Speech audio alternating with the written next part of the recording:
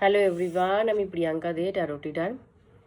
এখন যে জিনিসটা নিয়ে টপিকটা নিয়ে বলবো সেটা হচ্ছে তুলনা। মানুষ নিজের সাথে তো নিজের তুলনা করেই, ঠাকুরের সাথেও নিজের তুলনা করে। কীরকম? প্রথম কথাই তো শিব ঠাকুর মহাদেবকে নিয়ে বলি। সবাই বলে মহাদেব গাঁজা খান, এজন্য আমরাও গাঁজা খাবো। কমন এটা একদম ব্যাপার যে মহাদেব গাঁজা খান, ভাং খান, আমরাও খাবো। কোনো ফটোতে আজ পর্যন্ত দেখা গেছে যে মহাদেব নিজে হাতে গাঁজা খাচ্ছেন, গাঁজা ফুঁকছেন? এরকম কি দেখা গেছে? আমি তো দেখিনি। তার নাম করে মানুষ গাঁজা খায়, কারণ সে খায়, আমরাও খাবো। সে তো শ্মশানে থাকে। প্রথম কথা, আমার প্রথম যুক্তি, সে তো শ্মশানে থাকে, তো আমরা সবাই মিলে যায় শ্মশানে থাকতে পারি। সে তো বিষ পান করেছিল সবাইকে বাঁচানোর জন্য সমুদ্র মন্থনের সময়, তো মানুষ কি সেটা বিষ পান করতে পারবে? পারবে না। তাহলে তার নাম করে গাঁজা কেন খাচ্ছ? প্রথম কথা, গাঁজার তো উল্লেখ নেই কোথাও যে সে গাঁজা খায়, এরকম তো উল্লেখ নেই। হ্যাঁ, যেহেতু তিনি শ্মশানে থাকেন, ওই জন্য মানুষ একটা ধারণা করে নিয়েছে যে শ্মশানে যখন থাকেন তাহলে ঠিকই গাঁজা ফোকেন, এটা একটা ধারণা করে নিয়েছেন। আর ধারণার বেসিসে নিজের স্বার্থ পূরণের জন্য তাকে ব্লেম দেওয়া হচ্ছে, সে খায় আমরাও খাবো। তাহলে তাকে যখন ব্লেম দেওয়াই হচ্ছে, তার সাথে যখন তুলনা করাই হচ্ছে, তাহলে সব কিছুর তুলনা করা হোক। সে তো দিনের পর দিন, মাসের পর মাস, বছরের পর বছর ধ্যানে মগ্ন থাকেন। মানুষ কি দিনের পর দিন, মাসের পর মাস, বছরের পর বছর ধ্যানে মগ্ন থাকতে পারবেন একভাবে কন্টিনিউ? সেটা তো করতে পারে না, বিষ তো খেতে পারে না। তাহলে একটা বিষয় তার নাম দিয়ে কেন করা হচ্ছে জানি না আমি। সেকেন্ড, শ্রীকৃষ্ণকে মানুষ বলেন, তার তো অনেক বিবাহ, আমরাও করি। শ্রীকৃষ্ণর প্রথম কথা, আমি আগের একটা ভিডিওতেই বললাম, শ্রীকৃষ্ণ নিজের এত এনার্জি, উনার এতগুলো এনার্জি ছিলেন, সে সব স্ত্রীর সাথে একসাথে থাকতে পারতেন। মানে সব স্ত্রীর সাথে আলাদা আলাদা সিঙ্গেল উনি সবার সাথে থাকতে পারতেন। এমন না যে একসাথে সবাই, না, উনার এতই এনার্জি ছিলেন যে সবার সাথে আলাদা আলাদা আলাদা করে উনি সংসার ঘর করেছেন। একসাথে না, কিন্তু সবার সাথে আলাদা আলাদা করে উনি সংসার ঘর করেছেন। ওয়ান টাইমে, এক সময়েই উনি সবার সাথে ঘর করেছেন। আমাদের মানুষের কি এত এনার্জি আছে যে আমরা 2-3 জনের সাথে একসাথে ঘর করতে পারবো? আমি এখন এই রুমে আছি, আমি তখন সেম টাইমেই ওই রুমে থাকবো, সেম টাইমেই ওই রুমে থাকবো? সেটা আমাদের মানুষের পক্ষে পসিবল? কোনোভাবেই না। তো সেটা তার পক্ষে পসিবল ছিল, তার পক্ষে সে জিনিসটা পসিবল ছিল যে এক টাইমে সে 1000 রুমে একসাথে উপস্থিত। এই জন্য সে এতগুলো বিয়ে করেছে। তো তিনি যেটা করতে পারতেন সেটা আমরা অবশ্যই করতে পারবো না। তার জন্য সুতরাং আমাদের এতগুলো বিয়ে করার কোনো অধিকারই নেই। আমরা এক টাইমে একজনের সাথেই থাকতে পারবো, তাহলে আমরা এক টাইমে একজনকেই বিয়ে করব। যদি আমাদের দুটো এনার্জি আমাদের থাকতো, যে দুজনের সাথে থাকতে পারতাম আমরা এক টাইমে, তারা দুটো করতে পারতো মানুষ। তো মানুষের তো সেই ক্ষমতাটা নেই যে এক টাইমে আমরা দুটো রুমে উপস্থিত, সেটা তো সম্ভব না। কিন্তু শ্রীকৃষ্ণের তো সেই ক্ষমতা ছিল, এক টাইমে সে 1000 রুমে একসাথে উপস্থিত, তাই করেছে। তো সে কি করেছে সেটা না দেখে, সে কি কি করার পেছনে তার কি কি উদ্দেশ্য ছিল সেটা দেখো, তারপর কথা বলো। না হলে বলো না, না হলে তুলনাই করো না। থার্ড আরেকটা জিনিস তুলনা করা হয়। আমি যেহেতু অনুকূলচন্দ্র চক্রবর্তীর দীক্ষিত, তো আমাদের ঠাকুরও 2টো বিয়ে করেছেন। কেন? এখন ঠাকুরের নামে ওটা মানুষ বলা হয়, তিনি তো নিজেই 2টো বিয়ে করেছেন। 2টো বিয়ে করেছেন, তার পিছনে কারণটা কি? বড় মা, আমরা যাকে বড় মা বলে মানি, স্বয়ং লক্ষ্মী মনে করি, বড় মাকে প্রথম বিয়ে করেছেন। তার 4 সন্তান ছিলেন, 4 জন ছেলে ছিলেন। তারপরে বড় মা নিজের বোন, যাকে আমরা রাঙ্গা মা বলি, নিজের বোন, তিনি বুঝে গেছিলেন যে ইনি হচ্ছে স্বয়ং নারায়ণ, স্বয়ং বিষ্ণুর অবতার। তো আমি যদি ইনার কাছে নিজের জীবন স্যারেন্ডার করে দিই, এর থেকে ভালো আর আমার জন্য কিছু হবে না। অন্য কাউকে বিয়ে করার থেকে আমি ইনার কাছেই নিজেকে স্যারেন্ডার করে দিই। পুরুষ তো পেয়ে যাব আমি, সুপুরুষও পেয়ে যাব, ভগবান তো আমি পাবো না। এটা উনি ভালো মতো বুঝে গেছিলেন রাঙ্গামা। ওই জন্য ঠাকুরের সামনে বসে একদিন নিবেদন করলেন যে আমি আপনাকেই বিয়ে করতে চাই, আমি সারা জীবন আপনার স্ত্রী হয়ে বেঁচে থাকতে চাই। সে আপনি আমার সাথে সংসার না করুন, কোনো অসুবিধা নেই, শুধু আপনি আমাকে নামটা দিয়ে দেন যে আমি আপনার স্ত্রী, সে নামটা দিয়ে দেন। আমি যদি আমাকে নামটা না দেওয়া হয়, আমি তাহলে অন্যখানে বিয়ে করব না কোনো দিন। আর যদি আপনি আমাকে স্বীকার না করেন স্ত্রী হিসাবে, তাহলে কিন্তু আমি আত্মহত্যা করব। ঠাকুর তো প্রথমেই শুনে না করে দিয়েছেন, এটা তো সম্ভবই না, আমার স্ত্রী আছে, আমার 4 সন্তান আছে, কোনোভাবেই সম্ভব না। উনি অনেক রিকোয়েস্ট করার পরে ঠাকুর বললেন, আমি আমার স্ত্রীকে জিজ্ঞাসা করব, তুমি আমার কাছে যে নিবেদনটা নিয়ে এসেছো, সেম নিবেদন আমি আমার স্ত্রীর কাছে করব।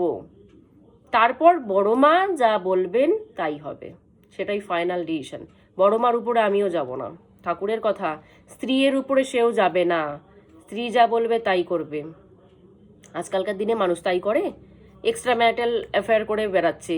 হাজবেন্ড বা ওয়াইফের পারমিশন নিয়ে করছে না, পারমিশন নিয়ে তো করছে না, তাহলে ঠাকুরের সাথে তুলনা কিভাবে হলো? সেরকমই বড় মার সামনে যায় ঠাকুর নিবেদন করলেন যে এই এরকম বৃত্তান্ত, এই এরকম ব্যাপার। বড় মা একবারের জন্য ভয় পায়নি, বড় মা একবারের জন্য নার্ভাস হয়নি, কান্নাকাটি করেনি, কোনো কিচ্ছু প্রবলেম হয়নি বড় মার। কারণ বড় মাও জানতেন সবাই ঠাকুরকে চায়, সবাই চায় ঠাকুরকে স্বামী হিসাবে পেতে, এটা কিছু করার নেই। কারণ বড় মা জানতেন আমার স্বামী হচ্ছে স্বয়ং নারায়ণ, তাকে পেতে মানে তাকে পাওয়ার জন্য সবাই আকাঙ্ক্ষা করে রেখেছে, তো কিছু করার নেই। কারণ আমি জানি, আমরা মানুষরা জানি আমাদের হাজবেন্ড হচ্ছে, আমাদের ওয়াইফ হচ্ছে আমরা নর্মাল মানুষ, কিন্তু উনি জানতেন আমার স্বামী স্বয়ং ভগবান। তো উনাকে পাওয়ার জন্য কেউ যদি নিবেদন করে থাকে এরকম, তো কিছু করার নেই এখানটায়। তো উনি আদেশ দিলেন ঠাকুরকে যে বিয়ে করো, কোনো ব্যাপার না, অসুবিধা নেই। আমরা হলে কি পারবো হাজবেন্ডকে আরেকজনের সাথে হাতে তুলে দিতে? কোনো হাজবেন্ড কি পারবে তার ওয়াইফকে অন্য কারো হাতে তুলে দিতে? কোনোভাবেই সম্ভব না, সেই ক্ষমতাটা, সেই দমটাই নেই আমাদের। কিন্তু বড় মার কোনো অসুবিধা হয়নি, এটাকে বলে প্রেম। আমি আগের দিন বলেছিলাম না, প্রেম মোহর মধ্যে কি ডিফারেন্স। আমরা মোহ করি, ওই জন্য আমরা তাকে শেয়ার করতে পারবো না কারোর সাথে। বড় মা প্রেম, বড় মা ভালোবাসেন, ঠাকুরকে শ্রদ্ধা করেন, ওই জন্য তার কাউকে শেয়ার করতেও তিনি দুপা পিছাননি। বড় মা নিজে হাতে ঠাকুরের রাঙামার সাথে বিয়ে দিয়েছেন, নিজের দাঁড়িয়ে থেকে বিয়ে দিয়েছেন। কিন্তু বিয়ে দেওয়ার পরের ব্যাপারটা কি, ঠাকুর কোনোদিন রাঙ্গামার সাথে সংসার করেননি, কোনো দিন না। রাঙ্গামার বাড়ি যারা দেওঘরে গেছেন তারা জানেন, বড় মার সাথেই ঠাকুর থেকে গেছেন, সংসার করে গেছেন প্রথম স্ত্রীর সাথে। রাঙ্গামার বাড়ি আলাদা জায়গায় ছিল, মানে ঠাকুর ঘরের বাড়ির মধ্যেই তার রুম আলাদা জায়গা ছিল, সে আলাদা একাই সংসার করেছে, একাই ঠাকুরের নাম জপ করে সারা জীবন কাটিয়ে দিয়েছে। তার সাথে কিন্তু স্বামী স্ত্রীর ঠাকুরের কোনো সম্পর্ক ছিল না, কোনো দিন না, তাদের কোনো সন্তানও ছিল না, কিচ্ছু, একদিনের জন্য তারা সংসার করেনি, এক রুমেও থাকেননি। শুধু নামটা, সে শুধু নামটা চেয়েছিল ওয়াইফের নাম, তাই শুধু ঠাকুর ওয়াইফের নামটা তাকে দিয়েছে, ব্যাস, আর এর থেকে বেশি আর কিচ্ছু না। তা আমরা এটা পসিবল? আমরা সেকেন্ড টাইম বিয়ে করলে কি শুধু নামের জন্য বিয়ে করে রাখি? আমাদের পক্ষে এগুলো করা সম্ভব না। সুতরাং আমাদের পক্ষে যখন এগুলো করা সম্ভব না, তখন কোনো মহাপুরুষের সাথে নিজের তুলনাও করতে হয় না, কোনোভাবেই না। তাদের থিঙ্কিং আলাদা ছিল কোনো বিষয়ে, আমাদের থিঙ্কিং পুরোই আলাদা। কিন্তু আমরা পজিটিভ থিঙ্কিং না দেখে আমরা কে কি খুদ করেছে সেই নেগেটিভ থিঙ্কিংটা আমরা নিয়ে বেঁচে থাকি, আর নামটা দিই তাদের, তারা এরকম করেছে আমরাও করব। তো তারা করার পিছনে কি কি কারণ ছিল, কি কি উদ্দেশ্য ছিল, সেটা আর আমাদের জীবনের সাথে ম্যাচ করে কি? করে না। আর একটা প্রশ্ন আমার পার্সোনালি ঠাকুরের কাছে ছিল, সেটা হচ্ছে আমাদের ঠাকুর হচ্ছে হুক্কা খেতেন, অনেক ফটো আছে ঠাকুরের হুক্কা নিয়ে, অনেক ফটো আছে। তো সেরকমই আমি যদি কাউকে কোনোদিন বলতে চাই আমি অনুকূল ঠাকুরের দীক্ষিত, প্রথমেই বলে ও তোমাদের হুক্কা খাওয়া ঠাকুর, নিজেই তামাক খেতেন, নিজেই নেশা করতেন, এরকম ঠাকুর। এই কথাটা আমি অনেকবার শুনেছি, আমার খুব খারাপ লাগে জিনিসটা। মানে এটা তো ঠিক যে হুক্কা খাওয়া তামাক খাওয়া ঠিক না, কিন্তু যেহেতু উনি আমার ঠাকুর, এই জন্য উনার ব্যাপারে একটা নেগেটিভ কথাও আমি শুনতে পারি না। তো আমার কি জানি কেন এরকম মনে হলো, আমি ঠাকুরকে নিজে একদিন আসনের সামনে বসে আমি নিজেই কোশ্চেন করে বসলাম যে ঠাকুর তুমি হুক্কা কেন খেতে? আমি তো তুমি বলে বলি, কারণ আমার আমার ঠাকুর আমার গার্জিয়ান, আমার মা বাবা, আমি তাকে তুমি বলেই বলি। ঠাকুর তুমি কেন হুক্কা খেতে? হুক্কা খাওয়া তো ঠিক না, তুমি কেন খেতে? তুমি খেতে বলে মানুষ তোমার নামে অনেক বাজে কথা বলে, এক তো দ্বিতীয় দুটো বিয়ে, তা নিয়ে অনেক কথা বলে, তো সেটার তো বিশ্লেষণ আমি করে দিলাম। এবার হুক্কা খাওয়া, হুক্কা কেন খেতে ঠাকুর? অনেকে তো অনেক বাজে কথা বলে, তুমি কেন খেতে? আমাকে এই উত্তরটা কি আমাকে দিতে পারবা ঠাকুর? ঠাকুর আমাকে এত সুন্দরভাবে একটা উত্তর দিল যে দেখ, আমাদের মধ্যে 10টা ভালো গুণ আছে। মানুষ কি তোর চর্চা করবে কোনো সময় যে তোর মধ্যে 10টা ভালো গুণ আছে? মানুষ সেটা কোনো সময় চর্চা করে না। কিন্তু যদি তোর মধ্যে একটা খারাপ গুণ থাকে, মানুষ সেটা নিয়ে কথা শুনিয়ে দেবে, কিন্তু 10টা ভালো গুণের কথা মানুষের মুখে আসবে না। তো ঠাকুর এটা শিখিয়ে গেছেন যে ঠাকুরের প্রচুর বই আছে, ঠাকুরের প্রচুর নীতি আছে যেগুলো লিখে গেছেন, কি করে জীবন চালাতে হবে, কি করে মানে স্পিরিচুয়াল লাইনে আগাতে হবে, কি করে নিজের জীবনের এত প্রবলেম থেকে বেরোতে হবে, প্রচুর কিছু উনি করে গেছেন, প্লাস লিখে গেছেন, নির্দেশ দিয়ে গেছেন যে এই স্টেপের পর এই স্টেপ, এই স্টেপের পর এই স্টেপ, এইভাবে তোর আগাবি, তাহলে লাইফে আর কোনো প্রবলেম হবে না। সেগুলো নিয়ে তো কেউ এত বলে না যে ঠাকুর এত কিছু মানে সাজেশন দিয়ে গেছে, কিন্তু ঠাকুর হুক্কা খেতেন সেটা নিয়ে মানুষ পুরো কথা বলে ঠাকুর হুক্কা খেতেন। তো উনি আমাকে সেটা বোঝালো যে এক মানুষ আমাকেও ছাড়েনি কথা শোনাতে, সে তো স্বয়ং নারায়ণ, আর সবাই সেটা জানতেনও, তবুও ঠাকুরকে পর্যন্ত একটা খারাপ গুণের জন্য কেউ কথা শোনাতে ছাড়েনি। ভালো এত গুণ, ভালো এত মানুষকে মানে জীবনের পদ্ধতি শিখিয়ে গেছে, সেটার ব্যাপারে কেউ বলে না, শুধু হুক্কা খায় সেটা বলে। তো ঠাকুরের এটা, ঠাকুর এগুলো সব লীলা, এগুলোকে সব লীলা বলে, দুটো বিয়ে, হুক্কা খাওয়া, এগুলোকে সব লীলা বলে, যে লীলা করি দেখিয়ে গেছে যে আমাকে যদি মানুষ একটা খারাপ গুণের জন্য এত কথা শোনাতে পারে, তো তোরা তো মানুষ, তোদের মধ্যে যদি একটা খারাপ গুণ থাকে তাহলে তো মানুষ তোদেরকে ছাড়বে না। সুতরাং নিজের মধ্যে একটাও খারাপ গুণ রাখবি না যে মানুষ তোদেরকে সেটার অজুহাত দিয়ে কথা শোনাতে পারে, সব ভালো গুণ থাকবে, তাহলে মানুষের কথা শোনানোর জায়গা নেই। এগুলো সব লীলা করে উনি মানুষকে বুঝিয়ে গেছেন জিনিসগুলো, কিন্তু আমরা সেগুলো বুঝি না, আমরা খুদ ধরি, এ করেছে আমিও করবো, ও করেছে আমিও করবো, খুদ ধরতে ব্যস্ত আমরা, তুলনা করতে ব্যস্ত আমরা। কিন্তু কেন করেছে সেগুলো যে লীলা, লীলার মাধ্যমেও তিনি শিক্ষা দিয়ে গেছেন, সেটা ঠাকুর ধরলে বোঝা যায়, ঠাকুরের কাছে ডিরেক্ট কোশ্চেন করলে সেগুলোর অ্যান্সার পাওয়া যায়। সেগুলো যত স্পিরিচুয়াল লাইনে মানুষ গ্রোথ করবে, ঠাকুরের সাথে কানেক্টেড হয়ে যাবে, তখন ঠাকুর ডিরেক্টই অ্যান্সার দিয়ে দিবেন যে এইটার কারণ এটা, সেটার কারণ এটা। কিন্তু আমরা তো ঠাকুরের সাথে অত কানেক্টেড নই, এই জন্য ঠাকুরের কাছ থেকে অ্যান্সারও পাই না, ভুলভাল সব বকতে থাকি আমরা।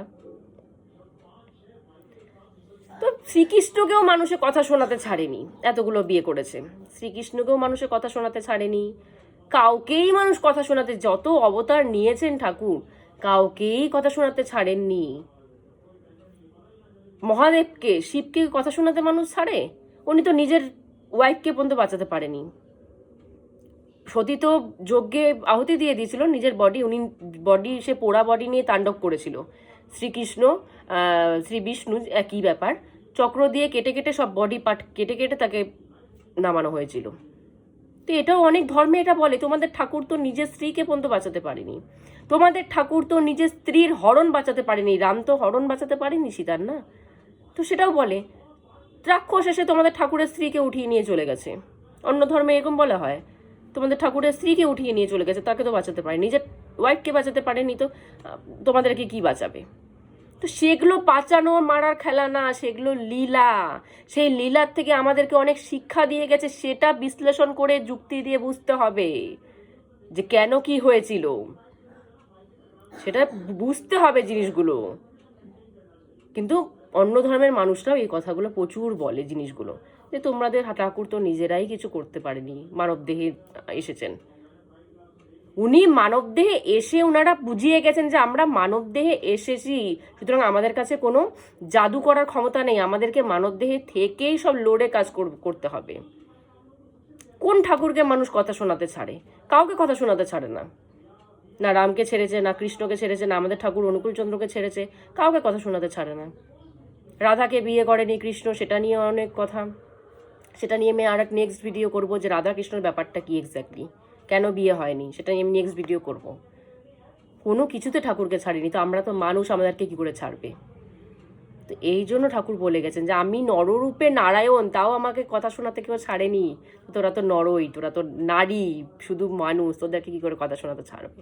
সুতরাং তোরা সঠিক পদ্ধতিতে চলবি, কে খারাপ বললো, কে খারাপ ভালো বললো, দুটাই তোরা শুনবি না। আমাদের ঠাকুরের কথা হচ্ছে যে খারাপ বলছে তার কথাও শুনবি না, যে ভালো বলছে তার কথাও শুনবি না, কোনো কথাই শুনবি না, তুই শুধু নিজের মতো চলবি রাস্তায়, তুই শুধু ঠাকুরের যেগুলো আমি নির্দেশ দিয়েছি সেগুলো পথে চলবি, কেউ খারাপ বললেও তোর কোনো আসা যায় না, কেউ ভালো বললেও তোর কোনো আসা যায় না। যদি এদের কথায় কান দিস, সেটা দুজনেই ঘাড়ে চেপে বসবে।